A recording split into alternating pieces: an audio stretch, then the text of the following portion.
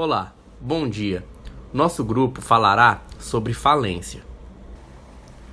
A garantia dos credores está, em caso de inadimplência, nos bens que o devedor possui. Porém, quando um devedor não possui bens suficientes para executar suas obrigações empresariais, chama-se de execução contra credor insolvente e é uma diversa da falência. Essa obrigação de empresário é diferente às regras jurídicas aplicadas ao devedor civil. As seguintes diferenças entre um e outro regime são recuperação da empresa ou extinção das obrigações. O devedor empresário estará sujeito à falência todo e qualquer exercente empresarial. Sempre que o devedor é empresário, a execução concursal de seu patrimônio se dá pela falência. Quando o devedor se encontra em um estado onde seu passível é maior que o ativo, se denomina insolvência. A insolvência se caracteriza para o direito falimentar quando o empresário for injustificadamente impontual no cumprimento de obrigação líquida, incorrer em execução frustrada ou praticar ato de falência. Caso um desses pontos sejam identificados, mesmo que o empresário mostre um ativo maior que o passível, é decretada a falência. São considerados atos de falência: a liquidação precipitada, o negócio simulado, a alienação irregular de estabelecimento, a simulação de transferência de estabelecimento, a garantia real, o abandono do estabelecimento empresarial ou o descumprimento do plano de recuperação judicial. O processo de falência se divide em 3 etapas. Primeiramente, o pedido de falência é o imposto por lei que o empresário ou sócio devedor deve requerer autofalência quando não possuir condições legais para conseguir recuperação judicial. Logo em seguida, a sentença declaratória de falência deverá conter o relatório, fundamentos da decisão, o meio legal de embasamento, as informações do devedor e a localização da empresa. Por fim, a sentença desnegatória da falência ocorre caso o pedido seja improcedente e, assim, o juiz deve examinar o comportamento do procedente. Depois que é declarada a sentença de falência, inicia-se o processo falimentar propriamente dito. O objetivo inicial é definir o ativo e passível do devedor, para só depois cuidar de restituições e bloqueio de crédito. Assim que se instaura o processo, já se inicia a liquidação da falência. A principal função dessa liquidação é formar ativo e pagamento do passivo. Caso o falido ainda quiser investir na vida empresarial, terá que passar por reabilitação de falência, extinguindo suas dívidas e obrigações penais. O pagamento das condições é o único método de exaurir as responsabilidades da falência. A pessoa falida somente sofre interdição para administrar seu patrimônio, além de exercer atividade empresarial, enquanto não reabilitar sua falência. Além disso, o devedor é obrigado a corroborar com a lei para a quitação de dívidas, venda de bens e todo o patrimônio que pode ser vendido para sanar sua situação. Após julgamento, o juiz decidirá se o falido deverá continuar com suas atividades empresariais provisoriamente ou cerrar suas atividades sob decreto.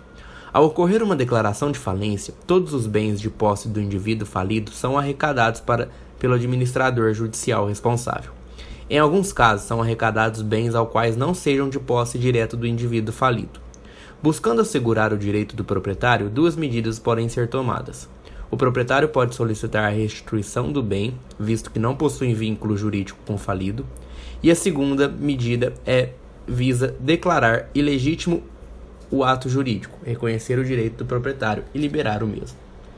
O patrimônio separado possui separação perante a outros imóveis próprios do indivíduo, sendo assim apenas os credores ligados à finalidade desses bens que podem usá-los nas dívidas.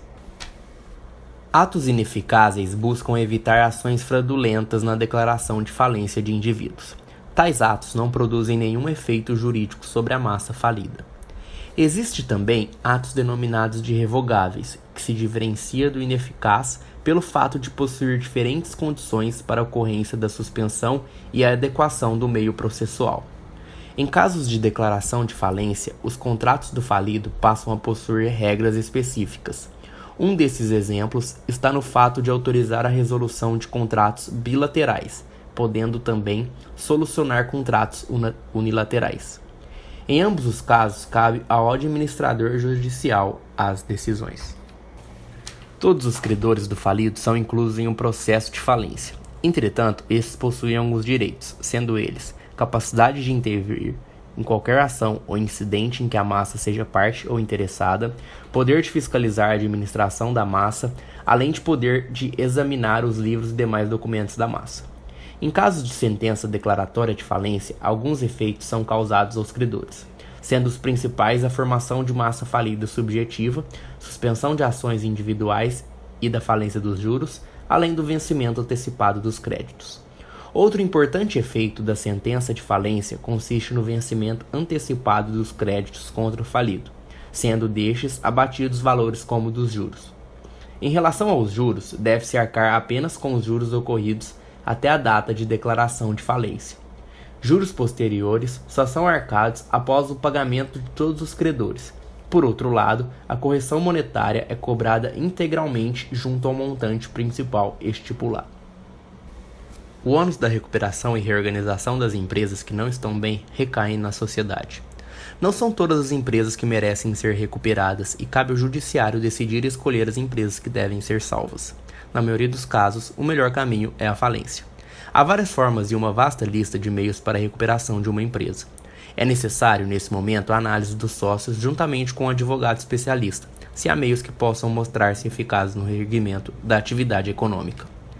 A recuperação judicial é um processo em que busca a reorganização da empresa para que sejam beneficiados o empresário, os credores, empregados e a economia em geral.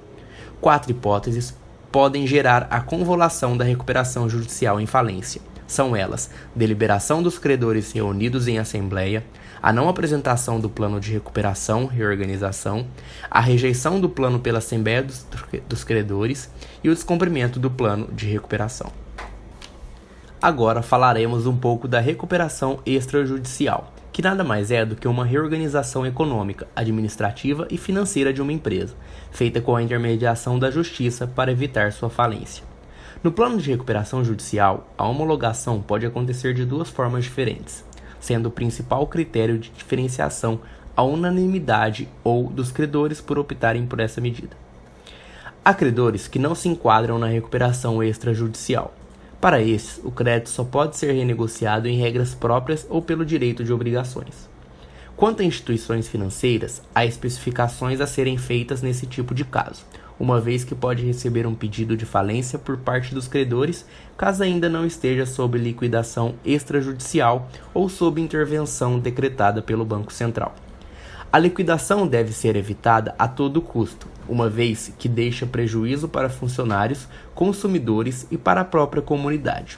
Por isso, a lei proporciona 2 opções: a intervenção e o regime de administração especial temporária.